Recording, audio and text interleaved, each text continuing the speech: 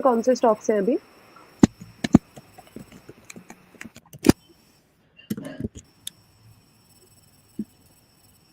जी बिल्कुल। तो देखिए कुछ स्टॉक्स जो पीछे दिए हुए हैं उनमें कुछ अपडेट्स हैं वो मैं एक बार दे देता हूँ, उसके बाद मैं आप एक दूंगा।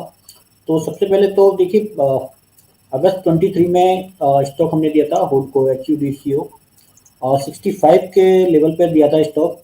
कंटिन्यूसली स्टॉक परफॉर्म किया जा रहा है, हम अपने टारगेट्स कंटिन्यूसली इसमें रिवाइज किए जा रहे हैं।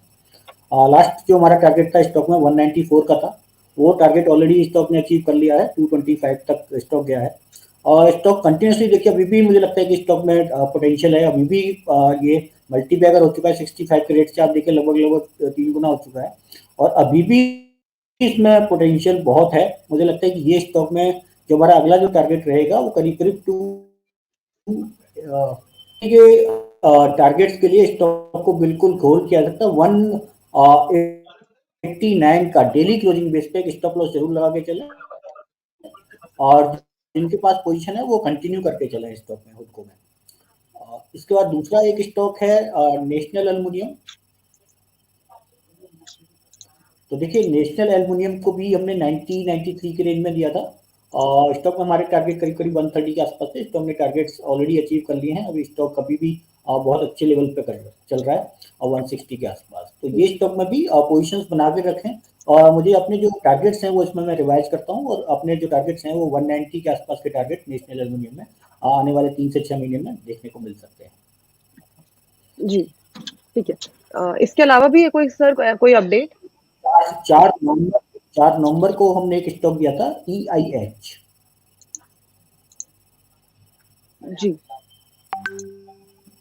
देखिए ये 225 के लेवल के आसपास ये स्टॉक हमने दिया था, 225 227 के लेवल के आसपास। स्टॉक में हमारे जो टारगेट थे वो 330 का थे, वो टारगेट्स ऑलरेडी अचीव हो चुके हैं। देखिए स्टॉक में रिजल्ट्स अभी रिसेंटली रिजल्ट्स आए हैं, बहुत बढ़िया रिजल्ट्स आए हैं, बम्पर रिजल्ट्स आए हैं, उसकी वजह से कल स्टॉक में एक अपर सर्किट भी लगा था, आज भी काफी 400 के लेवल को पार कर चुका है।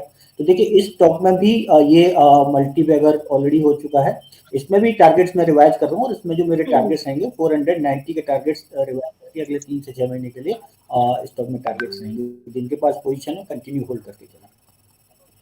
जी, ठीक है। तो एक और अपडेट सर ने दे दिया है, वो है EIH होटल्स का। सर इसके अलावा भी कोई है? हाँ, 2 और स्टॉक है। देखिए मार्केट बहुत अच्छा है, मतलब मिड कैप स्मॉल कैप बहुत ज़बरदस्त परफॉर्मेंस कर रहे हैं, तो हमारे टारगेट्स काफ़ी अचीव हो रहे हैं और कंटिन्यूसली इम्प्रूव भी हो रहे हैं। तो देखिए एक और स्टॉक जो हमने 11 जनवरी के आपके शो में दिया था, इंडियन ओवरसीज बैंक IOB, जो कि 41 के लेवल के आसपास दिया था, 41 43 के रेंज में दिया था IOB 11 जनवरी को। तो इसमें जो हमारे टारगेट्स थे वो 64 के थे। देखिए अभी स्टॉक 75 के लेवल के आसपास चल रहा है, थोड़ी सी करेक्शन मुझे लगता है स्टॉक में अभी बाकी है, तो हो सकता है आपको ये स्टॉक थोड़ा 69 के आसपास दिखे। अगर 69 का एक स्टॉप लॉस के साथ स्टॉक को अभी भी कंटिन्यू होल्ड कर सकते हैं और स्टॉक में जो टारगेट्स हमारे इंक्रीज हो रहे हैं, वो स्टॉक में टारगेट जो हो रहे हैं वो 94 के टारगेट्स निकल के आ रहे हैं स्टॉक में। जी, ठीक है। तो एक और सर ने अपडेट दे एंड दी है। Sir last last week update क्या है? एक और स्टॉक है इंटरनेशनल कन्वेयर। देखिए 17 जनवरी को स्टॉक दिया था सर एक बार 90 नाम फिर से के बताएँगे? लेवल के आसपास। इंटरनेशनल कन्वेयर्स, जी, INTLCONV इसका टिकर है। जी। जी सर।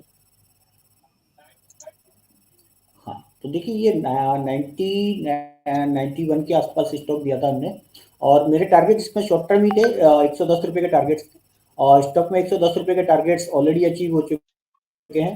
तो जिनके पास भी अभी भी स्टॉक में बहुत पोटेंशियल है, क्योंकि जो हमने आपको इसके स्टॉक के बारे में बताया था कि किस सेक्टर से रिलेटेड करता है, तो वहाँ पे अभी तो चीज़ें चलनी शुरू हुई हैं। तो मुझे लगता है ये स्टॉक में भी टारगेट में अपने रिवाइज कर रहा हूँ और मेरे जो टारगेट स्टॉक में आगे के जो निकल के आ रहे हैं वो 144 के टारगेट निकल के आते हैं अगले 3 से 6 महीने के लिए।